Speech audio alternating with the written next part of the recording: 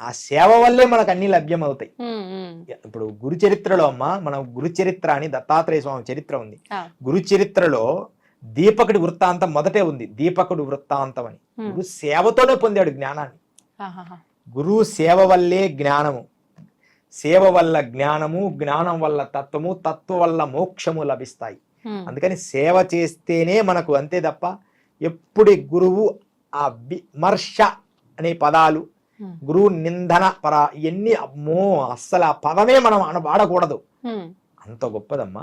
ఇప్పుడు కుంభమేళాలో అంత నాగసాధువులు, అఘోరాలు, అంత స్వామీజీలు వీళ్ళంతా కూడా వచ్చి స్నానం ఆచరించి వెళ్తారు కాబట్టి అక్కడ అంత పవిత్రంగా ఉంటుంది. ఏదైనా అపవిత్రమైన కూడా వీళ్ళందరి ఎన్నో మంత్రాలు శక్తుల వల్ల పవిత్రం అవుతాయి. మళ్ళీ మనం స్నానం ఆచరిస్తే మనకు అంతా బాగుంటుంది అని చెప్పి నమ్ముతూ ఉంటారు. అయితే ఇప్పుడు అక్కడ స్నానం ఆచరించడం వల్ల పుణ్యం వస్తుందా, లేదంటే వీళ్ళందరూ వచ్చిన నాగసాధువుల వీళ్ళ పాద స్పర్శ తగలడం వల్ల వస్తుందా అంటే ఏం చెప్పొచ్చు స్వామీజీ? ఒకటే అమ్మా, ఇప్పుడు తల్లి ఉంటేనే మనం ఉంటాం. అవును. తల్లికి పేరు తెచ్చే వ్యక్తి కుమారుడుగా ఉంటేనే తల్లికి విలువ. కరెక్టే. అంతే కదా.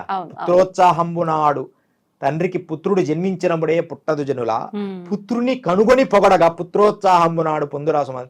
తల్లికి ఒక కుమారుడు పుట్టితే అలాగే ఆ పుష్కరాలనేవి తల్లి లాంటివి, మనకు జ్ఞానాన్ని ఇచ్చే తల్లులు. గంగా యమున సరస్సులు మనకు తల్లులు లాంటి వారు. వారు ఉన్నారు, వారితో స్నానం చేసి వీరు పవిత్రమయ్యారు. వీరు పవిత్ర శక్తిని మళ్ళా తల్లికి ఇస్తారు. చిన్నతనంలో పిల్లవాడికి అన్ని కడిగి అన్ని సంతరించి చేస్తుంది. నది ఎంత గొప్పదమ్మా. ఒక్కసారి నది కష్టాలు చూసుకుంటే ఆ ఫ్లో, ఒకసారి నది మీరు చూడండి, ఆ ఫ్లో ఎలా ఉంటుందో, బీ విత్ ద ఫ్లో. ఆ నదీ ప్రవాహం లాగా లైఫ్ అలాంటిది. ఎన్ని రాళ్ళు, ఎన్ని రప్పలు, ఎన్ని కంప చెట్లు తగిలినా సరే తన దేహము చీలిపోతుంటది. మనం ఒక చిన్న ముళ్ళు తగిలితే ఎంత బాధపడతాం. నదీమ తల్లి ఎన్ని తగులుకుంటూ మనకు వ్యవసాయాన్ని, పంటలని, అన్ని పండ్లని, చెట్లని అన్ని తయారు చేసి చివరికి ఏమీ తెలియని అమాయకురాల్లాగా సముద్రంలో కలిసిపోతుంది. నది మనకు ఆదర్శవంతమైన గురువు. తల్లి గురువు అంటే నదులే. అలాంటి నదులు దివ్యశక్తిని ప్రదర్శించి ఆ దివ్యశక్తిలో నుంచి ఈ అఘోర నాగబాబాలందరూ పునీతమయ్యి వారి దివ్యశక్తిగా మారి దివ్యశక్తిని సంపాదించి ఆ శక్తిని మళ్ళా తల్లికి బహుమతిగా ఇస్తారు. అంత మాత్రాన వీళ్ళు గ్రేట్ అని కాదు ఇక్కడ అర్థం. తల్లి ఇవ్వబట్టే కదా వాళ్ళు మళ్ళీ వాళ్ళకి ఇచ్చింది. మన పిల్లవాడిని పెంచి ఉద్యోగం మంచినట్టు చేస్తారు, తర్వాత తల్లికి వాడు ఒక ఇల్లు కట్టించి అందంగా ఉంచుతాడు. ఉదాహరణ అర్థం కావడానికి చెప్తున్నా. అలాగే ఈ యోగులు, అఘోరాలు, తపస్సులు ఎన్ని చేసినా ఆ నదీమ తల్లుల శక్తి వీరు పొంది ఆ శక్తిని మరలా ఆ నదీమ తల్లికే తర్పణం వదిలి ఆ తర్పణం వదిలిన నదిలో ఈ ప్రజలందరూ స్నానం చేసి వాళ్ళ పాపాలు కడుక్కుంటారు. తల్లి దగ్గర ఎక్కువ ధనం సంపాదించి పెడతారు వీళ్ళు స్నానం చేసి. దాని వలన ఆ పుణ్యం అంతా ఈ ప్రజలందరికీ తర్వాత ఇస్తారు. మేమందరం అంతేనమ్మా. మేము కొంచెం కొంచెం సంపాదించుకున్నది అంటే ఎవరైనా భక్తులు ఇచ్చి దాచుకొని ఏదో చేసుకుంటాం కదా, అది మొత్తం కుంభమేళాలోనే ఖర్చు పెడతాం. ఈ సంవత్సరం మేము మహాకుంభమేళా ఏర్పాట్లు చేసాం అక్కడ. మీరు మాటల్లో కాబట్టి చెప్తున్నా, చూడండి. చూడండి, మహాకుంభమేళా ఒక పోస్ట్ తయారు చేసాం మన ఆధ్వర్యంలో. ఒక కార్యక్రమం కూడా ఏర్పాటు చేశాం. మహాకుంభమేళా ఏ కుంభమేళా ఏ టైంలో జరుగుతాయి చూడండి. జనవరి 14వ తారీఖు చూడండి, జనవరి 14వ తారీఖు తర్వాత జనవరి 25వ తారీఖు. జనవరి 14 సాహి స్థానం యోగులు చేస్తారు. యోగులు ఆ టైంలో చేసి దాని తర్వాత ప్రజలందరూ చేస్తుంటారు. ఇక అప్పుడే వారికి ఆ శక్తులు లభిస్తాయి, వారి కర్మలు తొలగడానికి. అంటే ఇప్పుడు ఈ అఘోరాలు గాని, నాగసాధువులు, యోగులు అందరికి సంబంధించి కొన్ని డేట్స్ నిర్ణీతంగా ఉంటాయా స్వామీజీ? ప్రత్యేకంగా ఉంటాయమ్మా. చూడండి, సాహి స్థానం అంటే గురువులు చేస్తారు. తర్వాత జనవరి 25 భీష్మ ఏకాదశి ప్రజలు చేస్తుంటారు జనరల్ గా. ఈ రోజు భీష్మ ఏకాదశి అని. తర్వాత 29 మౌని అమావాస్య. ఈ రోజు మాత్రం యోగులందరూ స్నానం చేస్తారు. కుంభ మొదటి రోజు చేస్తారు. అమావాస్య స్నానం మాత్రం యోగులు అందరూ కొన్ని వేల మంది 300, 600 సంవత్సరాల వాళ్ళు కూడా మానసికంగా ఎవరికి తెలియకుండా వచ్చి మునిగి వెళ్ళిపోతారు. కనిపించారా వాళ్ళు? కొంతమంది కనిపిస్తారు. ఆ రహస్యాన్ని కూడా నేను ఇప్పుడు చెప్తాను మీకు. చూసారా మీరు అలాంటి వారి గురించి? మీకు ఈ ఇంటర్వ్యూ జాగ్రత్తగా వింటుంటే మీకు మధ్యలో చెప్తాను. అది యథార్థంగా చూశాను. తర్వాత మౌని అమావాస్య రోజు అందరూ హాజరవుతారు. అప్పుడే నేను ఆ మహాత్ముల్ని చూశాను. తర్వాత ఫిబ్రవరి 25వ తారీఖు ఏకాదశి స్నానం, తర్వాత ఫిబ్రవరి 3వ తారీఖు వసంత పంచమి స్నానం. ఇది కూడా యోగులందరూ స్నానం చేస్తారు. అందరు యాత్రలాగా ఒక మేళా తాళాలతోటి అందరూ పూలమాలలు వేసుకొని ఏం వస్త్రాలు ఉండవు. ఒక మన ఒంటిలో ఉన్న వాళ్ళని చూస్తుంటేనే మన కర్మలన్నీ పోయినాయా అనిపించేంత దేహానికి శక్తి ఏర్పడుతుంది. పూర్తి దిగంబరంగా ఉంటారు వారిలలో. తర్వాత ఫిబ్రవరి 4వ తారీఖు రథసప్తమి, ఫిబ్రవరి 8వ తారీఖు భీష్మ ఏకాదశి, 12 మాఘ పౌర్ణిమ, 26 మహాశివరాత్రి. ఇలా అద్భుతమైన స్నానాలు మొత్తం కూడా 1 2 3 4 5 6 7 8 9 స్నానాలు చేస్తారు. వీటిల్లో ముఖ్యమైనవి 5 అంటారు. వాటిల్లో అతి ముఖ్యమైనది సాహి స్థానాలు. అంటే 14వ తారీఖు, 29వ తారీఖు, 3వ తారీఖు, తర్వాత శివరాత్రి 26వ తారీఖు. ఈ 4 రోజులు యోగులందరూ చేస్తారు. వాటిలో అమావాస్య రోజు ఇంకా ఎక్కువ మంది చేస్తారు. ఇప్పుడు ఈ రోజుల్లో నార్మల్ పీపుల్ వచ్చి స్నానాలు చేయడానికి కానీ రావడానికి కానీ లేదా ఉంటుందా? రావచ్చు. అయితే ఆ రోజు 4 కోట్ల మంది స్నానం చేస్తారు. 4 కోట్ల మంది. మనం స్నానం చేయాల్సిన పనిలే, వాళ్ళల్లో ఉంటే వాళ్ళే నెట్టుకుపోయి నెలలో పోతాం, మళ్ళీ వాళ్ళతో నెట్టుకుంటూ బయటకు వచ్చేస్తాం. మన ప్రమేయం ఏముండదు. రైల్వే స్టేషన్ దగ్గరికి కూడా మనం ఆ లైన్ లో ఉంటే చాలు, వాళ్ళతో నెట్టుకుంటూనే రైల్వే స్టేషన్ కి వస్తాం. వాళ్ళు నెట్టుకుంటూ వెళ్తాం. అంటే అన్ని వేల కోట్ల మంది. అలా కాకుండా ఒట్టి రోజుల్లో కొంచెం వస్తే మేము కూడా ఉంటాం కాబట్టి నిజమైన అఘోరాలు ఎవరు, నిజమైన యోగులు ఎవరు, కొంతమంది అంటే సాధకులు ఎవరు అని మీకు కొంచెం తిరిగి చూపించడానికి అవకాశం ఉంటది. ఇప్పుడు మనం ఏర్పాటు చేస్తున్నాం కాబట్టి. కానీ మీరు ఒట్టి రోజుల ఆ సాహి స్థానాల రోజులు వస్తే అసలు ఎక్కడో ఉంటారు. మా దగ్గరికి రావడానికి 1 రోజు పడుతుంది ఆ జనాలలో. అలా ఉంటది ఆ వాతావరణాలన్నీ. ఇప్పుడు ఎక్కడ రాని స్వామీజీలు అఘోరాలు కూడా ఈ పూర్ణ కుంభమేళాకి మహాకుంభమేళాకి హాజరవుతారని చెప్పి వింటాము. మళ్ళీ వాళ్ళు వచ్చినంతసేపు ఆ స్నానం చేసినంతసేపే గానీ స్నానం చేసిన తర్వాత 5 నిమిషాలు కూడా ఎవరి కంటికి కనిపించకుండా అదృశ్యం అయిపోతారని అంటారు. నిజంగా అదృశ్యం అయిపోతారా స్వామీజీ అలా, లేదంటే ఏదైనా మ్యాజిక్ జరిగినట్టుగా వాళ్ళకి అన్ని శక్తులు ఉంటాయి కాబట్టి అలా ఏమైనా చేస్తారా? యథార్థంగా నేను చూసా. ఒకసారి నేను ఈ అమావాస్య స్నానం అయిపోయింది, వాళ్ళతోనే కలిసి వెళ్ళా, స్నానం చేశా. వచ్చేటప్పుడు ఎంతో మంది ఉన్నారు. స్నానం చేసి అలా బయటికి వెళ్ళి 2-3 నిమిషాలకు ఎవ్వరు కనపడలేదు. వాళ్ళు అసలు గుడారాలకు వెళ్ళారా అనే దానికి కూడా ఆస్కారం లేదు. అటు ఇటు ఎన్ని కట్టింటారు, వాళ్ళు దిగంబరంగా ఉంటారు, కానీ ఎవ్వరూ కనపడలేదు. ఆ తర్వాత అమ్మ ఇంకొక రోజు ఇది సభ అంటే ఒక మహాయోగి అమ్మ, అది ఒక 2-3 వేల సంవత్సరాల యోగి దర్శనం పొందా నేను కుంభమేళలో. అమావాస్య రోజునేనా? అమావాస్య రోజునే. నేను నా దగ్గర అంటే ఇట్స్ అ గ్రేట్ కాదు, నేను చిన్నతనం నుంచి కష్టపడడం వల్ల నాకు కాస్మిక్ ఎనర్జీ ఓపెన్ చేసే కొన్ని చక్రాస్ని యాక్టివ్ చేసే శక్తులు ఉన్నాయి. అంటే గ్రేట్ ఏదో ప్రదర్శించేది కాదు, అది మళ్ళీ సభాముఖం చెప్తున్నా. It's a feeling. మన హృదయాన్ని పూర్తిగా భగవంతునిగా మార్చి ఒక కాస్మిక్ ఒక శక్తిగా మన అన్లైట్ చేసుకోవడం, అంటే మన తరంగాల్ని ఓపెన్ చేయడం. ఇప్పుడు ఎయిర్టెల్ టవర్ ఎయిర్టెల్ లాగా.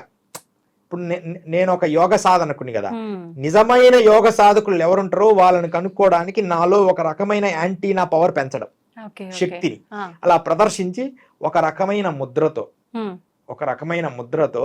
నేను అలా ప్రదర్శించి ఒక రకమైన ముద్ర అన్నమాట. దీన్ని మృగం అంటారు. ఒక రకమైన ముద్రతో అంటే చూడండి, ఇది పద్మావరణ ముద్ర. దీన్ని ఆకాశంకి వెళ్ళి చూస్తూ ముద్రించి సాధన చేసినప్పుడు మన ఎవరైతే యోగులు ఉంటారో వారికి కనెక్ట్ చేస్తుంది. అలా సాధన చేస్తూ దాదాపు 4 గంటలు కూర్చున్నా ఆ ముద్రలో. అప్పుడు ఒక దివ్య పురుషుడు దర్శనం అయింది. అది నా జీవి చరిత్రలో చెప్దామని అది రహస్యంగా చెప్పలేదు. దాదాపు 3000 సంవత్సరాల ఋషి. 3000 సంవత్సరాల నుంచి ఉన్నారా ఆయన? ఉన్నారు. మా గురువులే 280 సంవత్సరాలు. వారి దర్శనం నేను ఎప్పుడు చేసుకుంటా అంటే 5 ఏళ్లకు 10 ఏళ్లకు ఒకసారి. అమరయోగి అమరనాథులు 280 సంవత్సరాలు 290 సంవత్సరాలు వారి వయసు. వారు ఇప్పుడు కూడా గుప్తకాశీ ప్రాంతంలో తిరుగుతుంటారు. 300 సంవత్సరాల యోగులను అయితే ప్రతిసారి చూడొచ్చు. ఇప్పుడు మనం దీంట్లో కూడా కొంతమంది గొప్ప యోగులు ఉన్నారు. దేంట్లో మనం ఈ కుంభమేళ అంటున్నాం కదా, దీంట్లో కూడా ఒక కొంతమంది ఋషులు యోగులు ఉన్నారు. ఒక్కొక్క అఖాడా నుంచి సుమారుగా ఎంతమంది? వేల మంది వస్తారు. వేల మంది వస్తారు. వాటిలో మనకు అద్భుతమైన పెద్ద అఖాడా అనుకునేది ఏంటంటే జూనా అఖాడా. ఈ జూనా అఖాడాలో పంచానంద్ గిరి అని ఇప్పుడు ఆయన హెడ్ అన్నమాట. ఆయన వస్తారు. ఆయన ఇప్పుడు అక్కడికి వచ్చేసి ఉన్నారు ఆల్రెడీ. ఆ తర్వాత మనము అగ్ని అఖాడా, హవన్ అఖాడా అంటారు. హవన్ అంటే అగ్ని. అగ్ని అఖాడాలో మహంత్ సంపూర్ణానంద బ్రహ్మచారి దీనికి ఇప్పుడు ఆయన హెడ్ అక్కడికి వస్తారు. మీరు హవన్ అఖాడానేనా? హవన్ అఖాడాలో ఉంటాము, జూనా అఖాడాలో కూడా ఉంటాం. ఎందుకని రండి అంటే పెద్దలు దాంట్లో కొంతమంది గురువులు ఉంటారు, వెళ్తుంటాం. అందరినీ నేను చెప్పాను కదా, మనకు జ్ఞానం ఒకరి దగ్గర రాదు, పెద్దల దగ్గర అందరి దగ్గర వస్తుంది. హవన్ అఖాడాలో దీక్ష తీసుకున్నాం, జూనా అఖాడాలో కూడా కొంతమంది నాకు జ్ఞానాన్ని నేర్పించే వాళ్ళు. కొన్ని ఇబ్బందులు వచ్చినా, కొన్ని భూత ప్రక్రియల కొన్ని ఏదైనా చెడు వచ్చినప్పుడు వాళ్ళని ఆ చెడు తీసేయడము అవి నాకు నేర్పించారు జూనాలో. ఆ తర్వాత కంప్యూటర్ బాబా అని ఒక ఆయన ఉన్నాడు, మధ్యప్రదేశ్ నుంచి వస్తాడు. ఆయన పేరు కంప్యూటర్ బాబా. ఎందుకని అలా కంప్యూటర్ పెట్టుకొని ఉంటాడు ఆయన. కానీ ఆయన మహా పెద్ద అధికారి, అంటే పెద్ద అఖాడాల్లో ఒక మంచి అఖాడా. ఆయన కూడా వస్తారు. తర్వాత ఇక కిన్నెర అఖాడా. ఇప్పుడు మనం ఒక ఆయన గురించి మాట్లాడుకున్నాం కదా, అఘోర గురించి.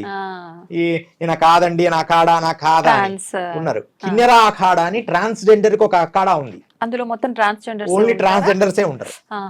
కిన్నెర అఖాడా. దానికి లక్ష్మీనారాయణ త్రిపాఠి అని ఒక లేడీ అఘోరి ఉన్నారు. అంటే లేడీ జెన్ గా ట్రాన్స్జెండర్ ట్రాన్స్జెండర్ కి కిన్నెర అఖాడా అని ఒక అఖాడా ఉంది. దానికి ఈమె హెడ్. ఈమె ఆల్రెడీ వచ్చారు, ఈమె వస్తారు అక్కడికి. ఆ తర్వాత మఖాన్ బాబా, ఈయన గురించి మనం తెలుసుకోవాలి. ఈయన కూడా వస్తారు. మనం కుంభమేళాలో కొంచెం సమయం ఉంటే ఈయన అఖాడా ఎక్కడుందో చూసుకొని వెళ్ళాలి. మఖాన్ బాబా వారు మహంత్ రామకృష్ణానంద దాస్ త్యాగిజీ మహారాజ్ అంటారు. ఈయన 1975 నుంచి దాదాపు ఇప్పుడు 44 ఏళ్ళు వచ్చింది. ఆయన భూమి మీద అడుగు పెట్టడు, నేలపై అడుగు పెట్టడు. ఆయన ఎప్పుడు ఎదురు కర్రల మీద పైనే ఉంటారు. ఆయన మోసుకొస్తారు ఎదురు కర్రల మీద. ఎప్పుడు ఆయన మన హిమాలయ యోగి లాగా. ఎందుకనట్లా? ఎవరు ఆయన హిమాలయ యోగి? హిమాలయాల్లో కూడా కొంతమంది యోగులు ఉండేవాళ్ళు. అంటే ఆయన అలా ఉండిపోయాడు, భూమి మీద అడుగు పెట్టలే. ఆ మహానుభావుడిలాగా ఎప్పుడు కూడా భూమి మీద అడుగు పెట్టకుండా 44 సంవత్సరాల నుంచి మఖాన్ బాబా వారు కూడా ఉన్నారు. ఇది మనకు తెలిసిన పేర్లు. తెలియని యోగులు వేల కోట్ల మంది వస్తారు. దాదాపు నాకు తెలిసిన వరకు వేలల్లోనే ఉంటారు మహాసిద్ధ పురుషులు ఈ అఖాడాల్లో నుంచి. ఇంకొకటమ్మా, ఈ అఖాడాల్లో, ఈ 13 అఖాడాల్లో ఒక బ్యాంక్ కూడా ఉంటది, డబ్బుల బ్యాంక్. అందరికి ఈ బ్యాంక్ ఎందుకండి అని అడుగుతారు. ఒక బ్యాంక్ ఉంటది. ఆ బ్యాంక్ అనేది అందరూ అంటారు, దాని పేరు రామ్నామ్ బ్యాంక్. ఈ బ్యాంకులో డబ్బులు ఇయ్యరు, డబ్బులు తీసుకోరు. కానీ బ్యాంక్ ఏం బ్యాంక్ అంటే ఇది ఒక తెలుసుకోవాలి. రామనామం 108 సార్లు రాస్తే దాంట్లో తీసుకుంటారు. బ్యాంకులో మనకు పర్మిషన్ ఇస్తారు. రామనామాన్ని 108 సార్లు రాస్తే ఆ బ్యాంకులో వాళ్ళు కూడా పెడుతుంటారు. మనం బ్యాంకులో సభ్యత్వం తీసుకుంటే మనం పంపిస్తుంటాలి రామనామం రాసి. ఎన్ని రామనామం రాశారు, మీ ధనం ఎంత ఉందని ఆ బ్యాంకులో పెట్టుకుంటారు. బ్యాంకు లాగా అదే అందరు మనం పేర్లు అన్ని రాసిస్తే ఈ బ్యాంకులో ఉంటుంది. ఈ కుంభమేళా గురించమ్మా స్కాంద పురాణంలో రాశారు. స్కాంద పురాణంలో అమృతము ఖచ్చితంగా పడుతుంది, కుంభమేళాలో స్నానం చేస్తే అమృతము తాగినట్టే అని రాశారు స్కాంద పురాణంలో. పురాణాల్లో అష్టాదశ పురాణాలు, దూరాస పురాణంలో రాశారు, పద్మ పురాణంలో రాశారు, మత్స్య పురాణంలో రాశారు ఈ కుంభమేళా గురించే. ఇలా కుంభమేళా అనేది మహా అద్భుతమైంది. కార్తీక మాసం స్నానం 1000 స్నానాలు చేసిన ఫలితం ఈ కుంభమేళాలో వస్తుంది. ఎన్నో అశ్వమేధ యాగాలు చేసిన ఫలితం ఈ కుంభమేళాలో వస్తుంది. ఇక ఇది అది అని కాదు, మనకు ఋగ్వేదం చెప్పింది కదా, ఇందాక చెప్పాను. అట్లా అపారమైనది ఈ కుంభమేళా. అందుకని ఈ కుంభమేళాలు అందరూ సందర్శించి వారి వారి స్థాయిని బట్టి సందర్శించి ఈ కుంభమేళాలో ధరించండి. అయితే మనం ఇందాక ఒకటి చెప్పుకున్నాం. కుంభమేళాలో మనము జనవరి 14వ తారీఖు, తర్వాత జనవరి 25వ తారీఖు, జనవరి 29వ తారీఖు, ఫిబ్రవరి 25వ తారీఖు, ఫిబ్రవరి 3వ తారీఖు, ఫిబ్రవరి 4వ తారీఖు, ఫిబ్రవరి 8వ తారీఖు, ఫిబ్రవరి 12వ తారీఖు, ఫిబ్రవరి 26వ తారీఖు. ఇక్కడితో మహాశివరాత్రి మనకు కుంభమేళా యాత్రలని పూర్తి అవుతాయి. మేము ఈ కుంభమేళాలో పూర్తిగా అక్కడే ఉంటాం. మమ్మల్ని కూడా కుంభమేళా సందర్శించవచ్చు. దానికి సంబంధించి స్వామి సిద్ధయోగి అని మనం టైప్ చేస్తే దానికి సంబంధించి దాంట్లో ఉంటుంది. కుంభమేళాలో మీరు అందరూ కూడా అక్కడికి వచ్చి వీలైతే మమ్మల్ని కలవచ్చు.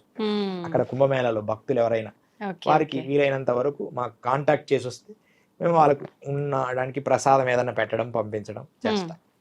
ఇది నాన్న కుంభమేళ రహస్యాలు. అయితే స్వామీజీ, కుంభమేళాకి నాగసాధువులు ఆడవారు కూడా వస్తారు అని చెప్పి విన్నాము. నిజంగా ఆడవారు ఉంటారా? అలా వస్తారా? ఉన్నా కూడా ఖచ్చితంగా వస్తారు. ఇప్పుడు పెరుగుతున్నారు ఆడవాళ్ళ సంఖ్య. వాడు కూడా వివస్త్రలయ్యే ఉంటారు, ఏకవస్త్రాన్ని దర్శిస్తారు, ఇలా మెడకు కట్టుకుంటారు. వారు కూడా వస్తారు, వచ్చి వాళ్ళు స్నానం చేస్తారు. ఇప్పుడు పెరిగారు, ఆడవారి సంఖ్య పెరిగింది. మనకు ఇక్కడ లేరు కాబట్టి మనకు కొత్తగా అనిపిస్తుంది. ఈ ప్రాంతంలో ఉత్తర భారతదేశము హిమాలయాల్లో రహస్యంగా గుప్తంగా ఉంటారు. వారు జ్ఞాని ఎప్పుడు గుప్తంగా ఉంటారు.